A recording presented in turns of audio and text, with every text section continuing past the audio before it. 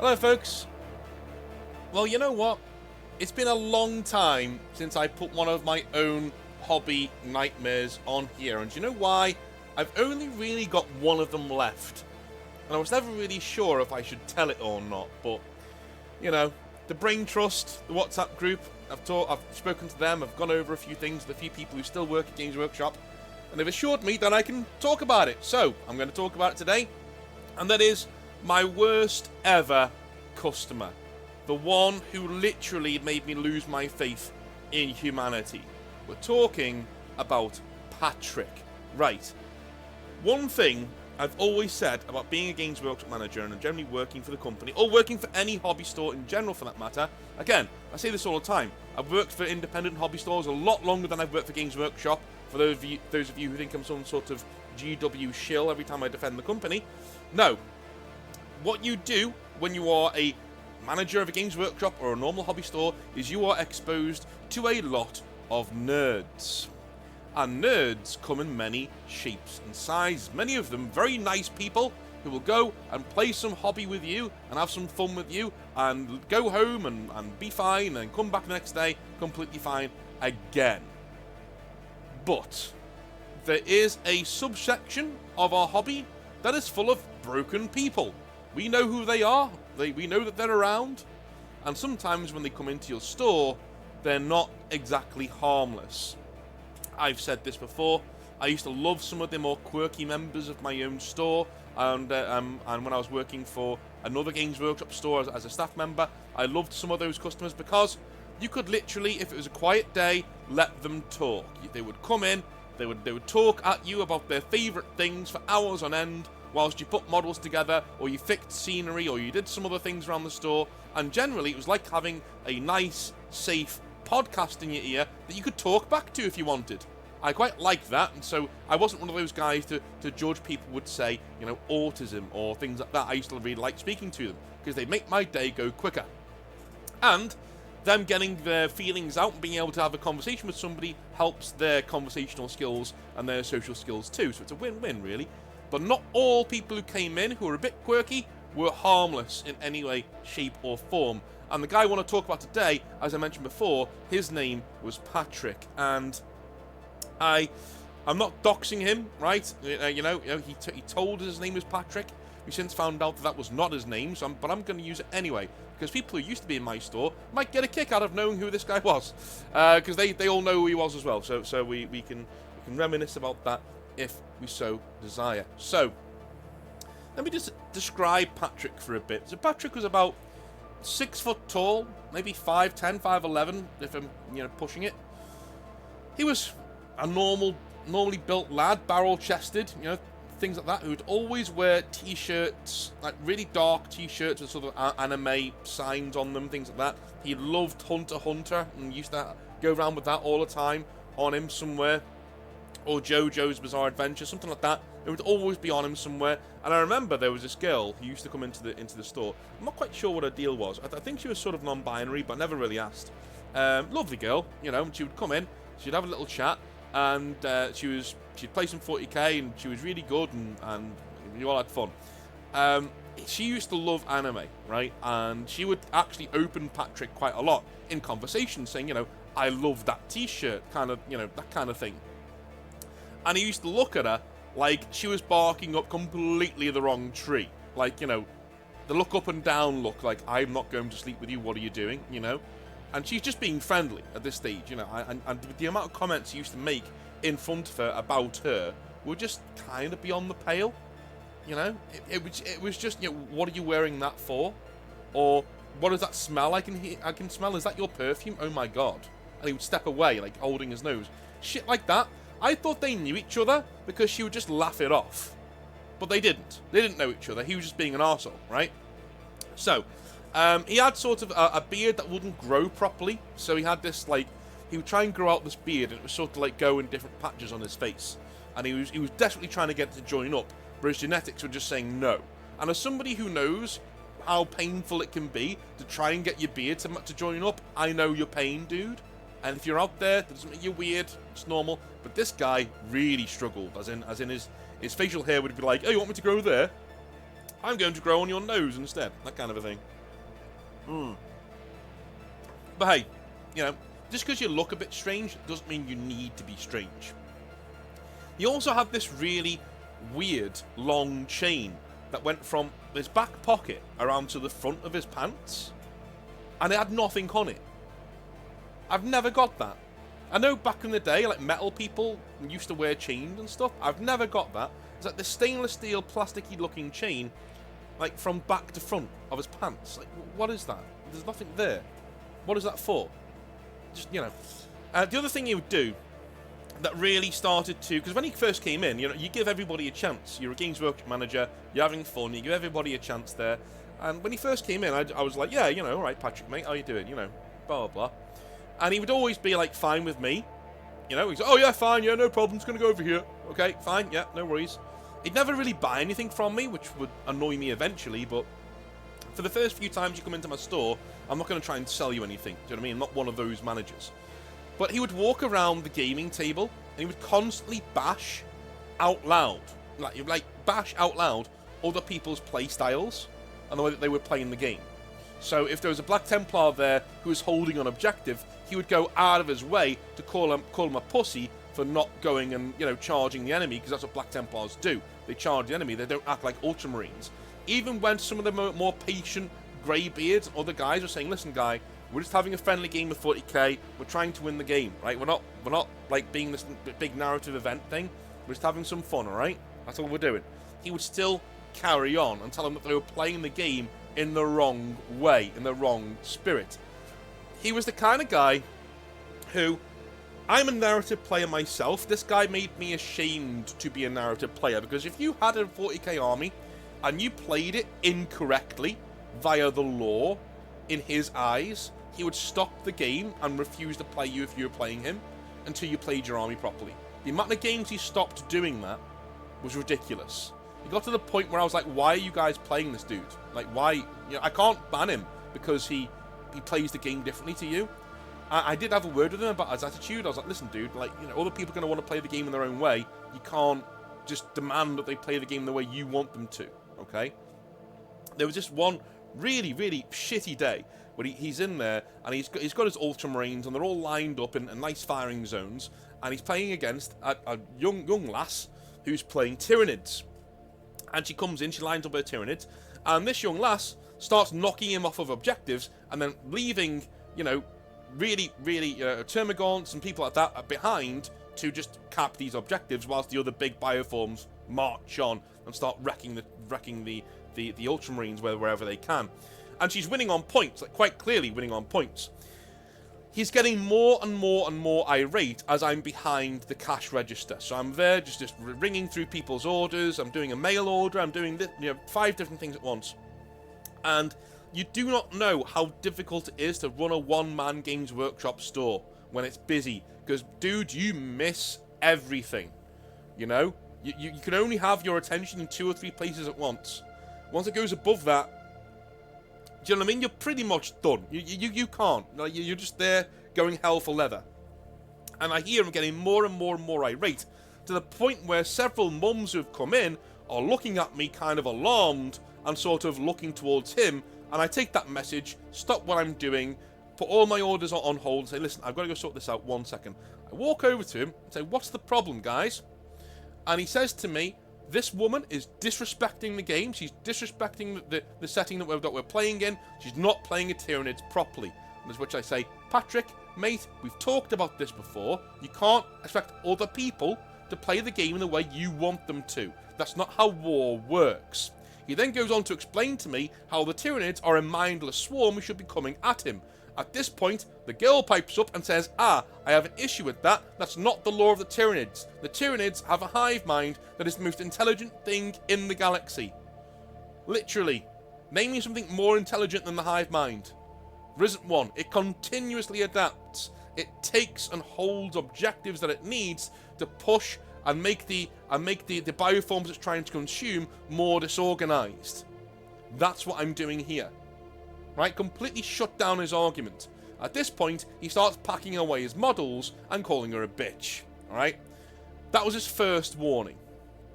His first warning was, mate, Never do that again. You need to get out for now. Come back another day when you've calmed down. All right? Cool.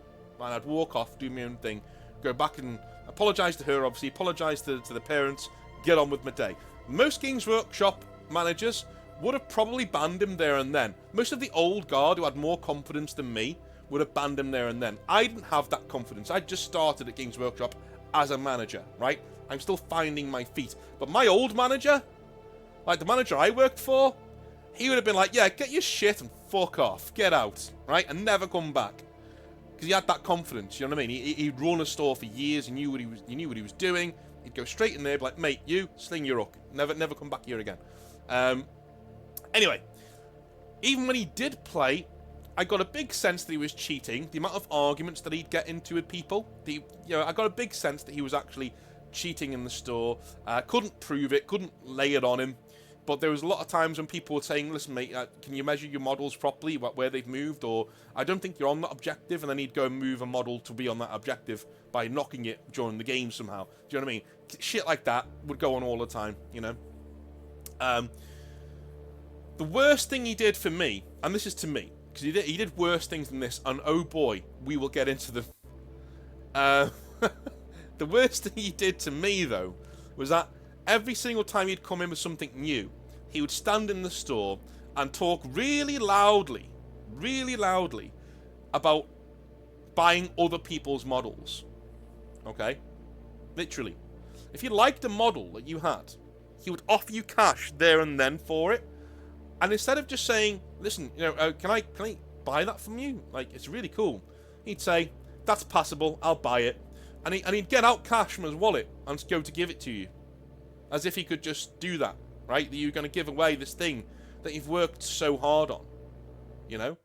And even when people spoke to him like that and said, look, no, I'm being honest, man. Like, I worked really hard on this model. I don't want to sell it to you.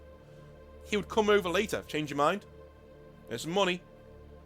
No, I literally haven't, He would do that all of the time. I wish I had one instance where he did this.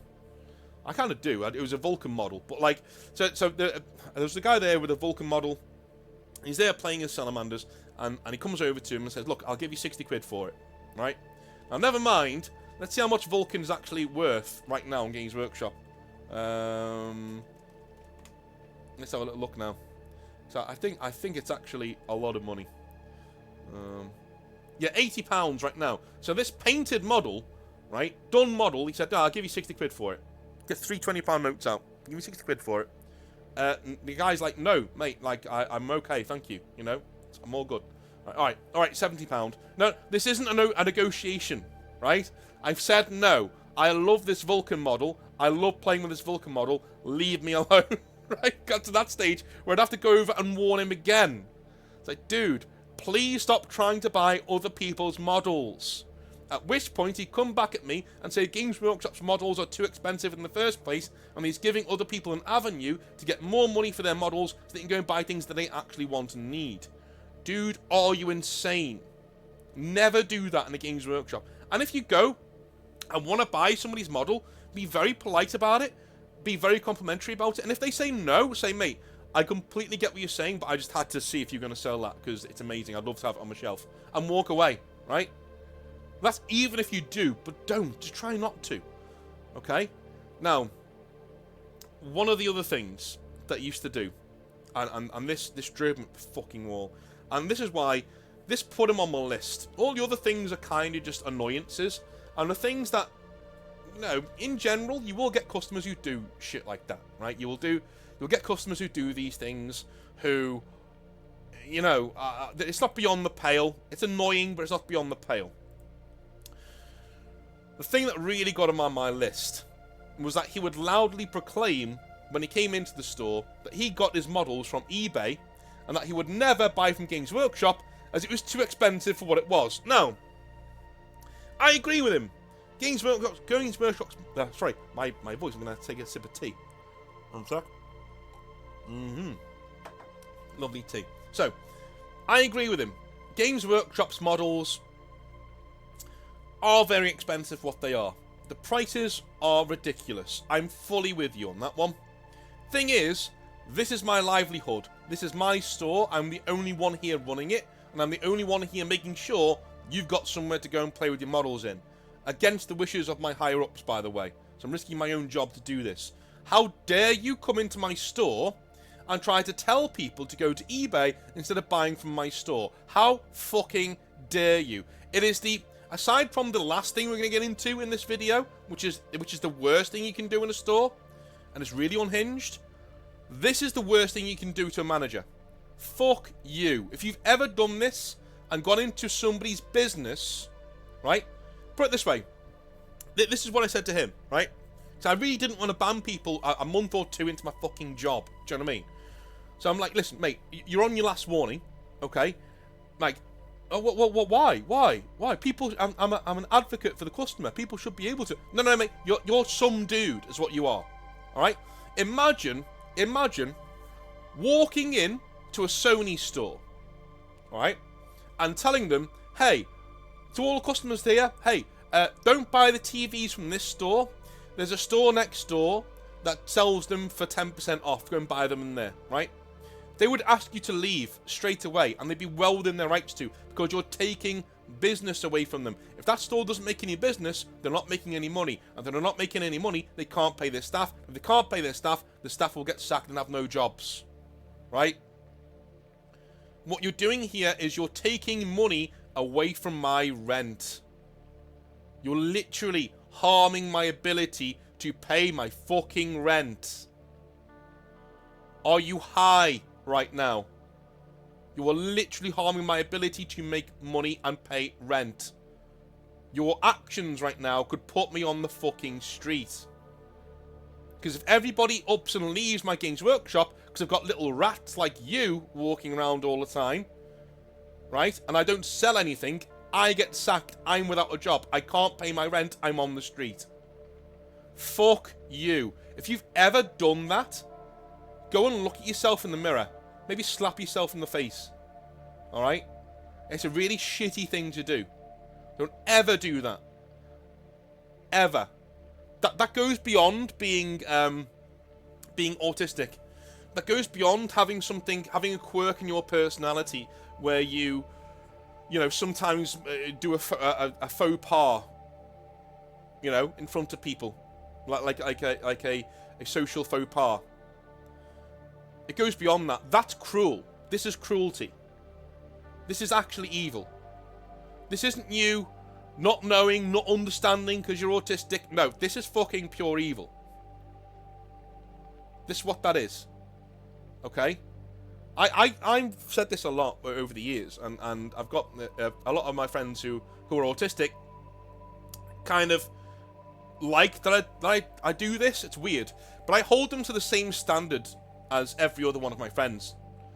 I don't let them get away with it. Like, if they do something that's dickheadish, I tell them. Say, mate, that's not on. Don't be a twat. And you know what? Instead of saying, you know, I'm a bit autistic, they go, sorry, mate. Yeah. Because I know they're autistic, right? But I'm not going to give them a pass. No. I'll treat them like every other one of my friends, alright? I'm a bit more patient with them in terms of going out and their confidence levels and shit like that. But if they do something truly shitty like this, I'll say to them, mate, that's not on. Well, you know, that's completely not on. It's got nothing to do with your autism. That's a dickhead thing to do. Alright? I know dozens of people who are autistic through my careers. Especially through YouTube now. Not one of them's a dickhead. Alright? They have certain social faux pas, yes. Sometimes they talk too loudly. Sometimes they get really excited about a thing that they like, or they go very quiet, you know? Or they're not really sure what to say in a conversation, so they say the wrong thing. That's fine. That's fine. You know, some of them act out. Some of them start crying for no reason. It's fine, right? But it's not an excuse to be a cunt. Like, that's just not. It's not the same thing, right? It's not. This is pure evil.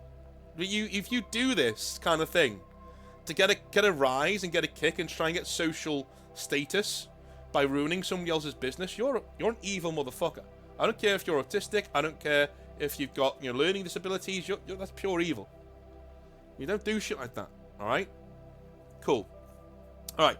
I guess it's time I got to the last thing here that really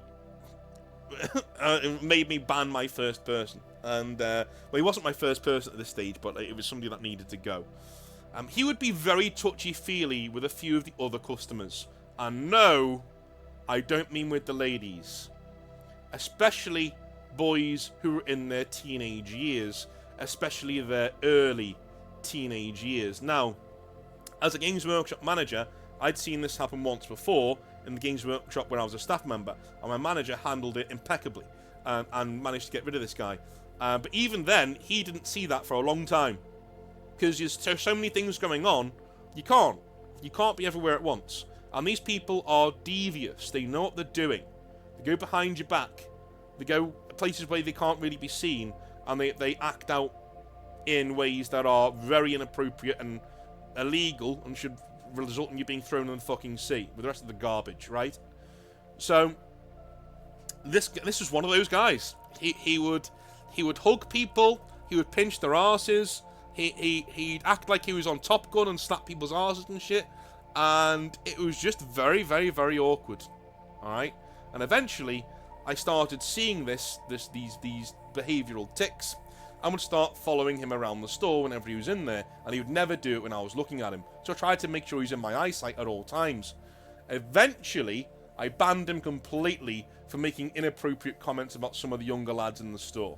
And I'm talking lads who were like 10, 11 years old, right? I had to ban him for making very strange comments. In the end, I took him outside and said, look, you know, it was like a fucking Wednesday afternoon. It was really, really quiet. And I can't remember what he'd said. Fuck me. I'm not going to ad-lib it, because I'd just be lying. You know what I mean? So I'm not going to ad-lib it. I just forgot what he said. Anyway, I looked up from a painting, was like, that's not on. So I said, listen, mate, can I have a word? Yeah, sure. I went, no, outside, can I have a word? Oh, outside, eh? I was like, just get the fuck out. Right, so we walked outside, and I basically just said, look, you can't... I need to ask you to leave. You know, and he looked flabbergasted, looked really offended, and I was like, "Look, mate, I do apologise, but it's my legal responsibility to protect children in the store. If you make comments like that towards people who aren't of age, I need to ask you to leave, okay? You know, like it's not. I don't have a choice here. I'm literally doing my automatic job. If you say shit like that to people who are not of age in the store, you need to go, all right? We've had other complaints as well about you being very touchy-feely. You need to leave. You need to just go, alright? You know?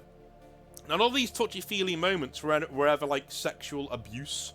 You know what I mean? They were never, like, him groping somebody. It would always be like, hey, dude, you know, like that kind of a thing. He'd always do it that way. And, you know, like he's messing around with you sort of a thing. But this comment just struck me wrong. And I just went, no, you need to fuck off right now. You need to fuck off.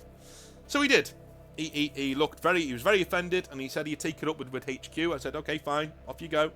You know, but I've done my job. I can't stress that enough. You need to leave.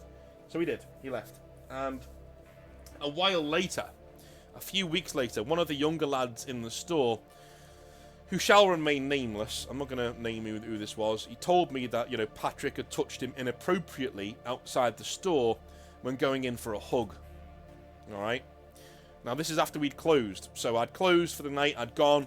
You know, this young lad's waiting for his parents, you know, and this occurs. So, basically, he placed his hand on the front of his pants between them when they were hugging it out and groped him, essentially. Right, that's basically what happened. And, you know, the lad looked really distressed, and I passed that up the chain of command to GW because, whilst I could call the police, at the end of the day, it's not really my prerogative to do that. I've got to make sure that it goes up the chain of command, that they know what they're doing. And, by the way, HQ are a lot better at dealing with this than you are as a manager who's been at Games Workshop for a couple of months, right? They've done this shit countless times.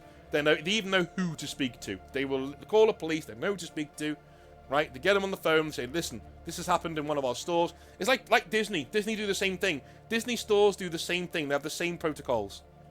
They know exactly who to speak to in the police. They go straight to them, and they get it straightened out straight away, right?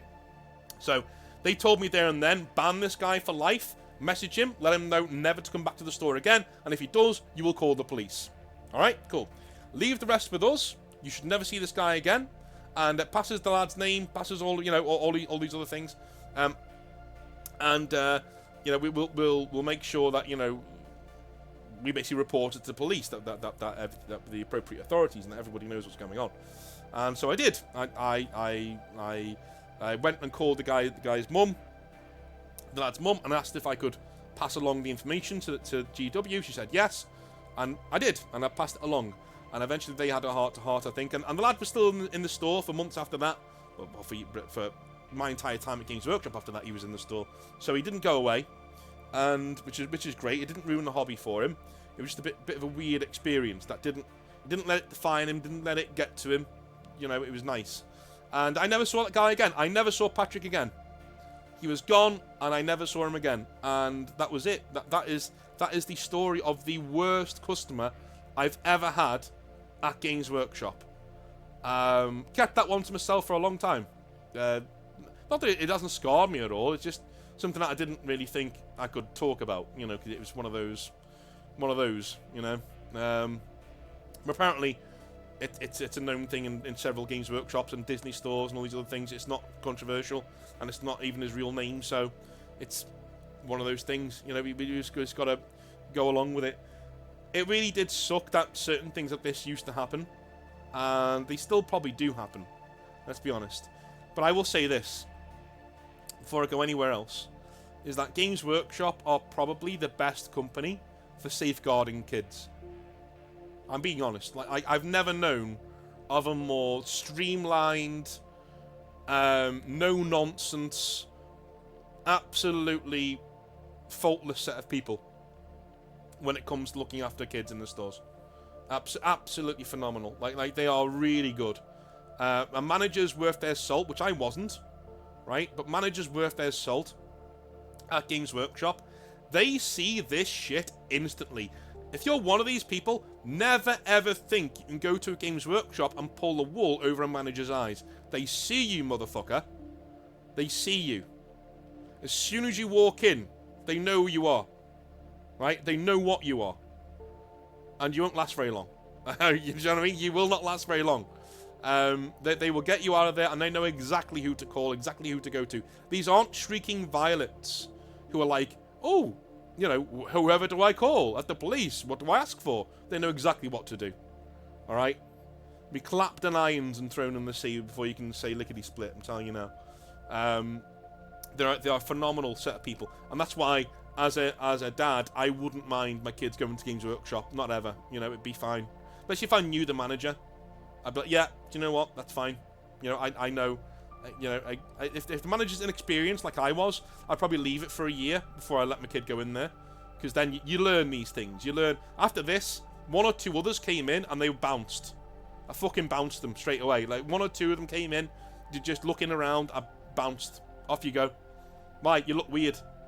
You just look like you give me the heebie-jeebies. Get the fuck out, right? I look after kids here. Yeah, unfortunately, you know, I'm an unofficial day creche most of the, on half-term holidays. I don't want you in here. Fuck off, right? And the 2 times I did it, both of them left without complaint. That should tell you a lot. That should tell you a lot. Okay? Why aren't they offended? Why aren't they having a go at me? Because they know. They know. Okay? Sting your fucking up, mate. I've got to look after the kids in here. Go away. Go away. Okay? We see you. And I was a very inexperienced manager, and I still saw you. And got rid of you.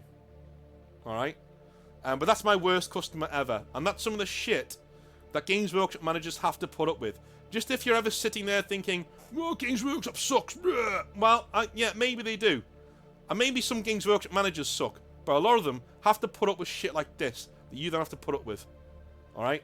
A lot of them are forced to look after other people's children and protect other people's children when it's no business of theirs. You're not employed to take care of other people's kids and protect other people's kids. But there we are. Okay? And they do it to a fault. They do it remarkably well. For people who aren't trained, they do it remarkably well. Brilliant company for that. Anyway, thanks for watching, and I'll see you tomorrow for some more Hobby Nightmares And on Thursday, we're going to be going over some of your custom Space Marine chapters. We're nearly at Chapter 5 of the whole video series. Once we've done Chapter 5, we'll be going on to Xenos races that you've created and gone over and had fun with. So, love you a long time. I'll speak to you then. Have a good one. Bye now.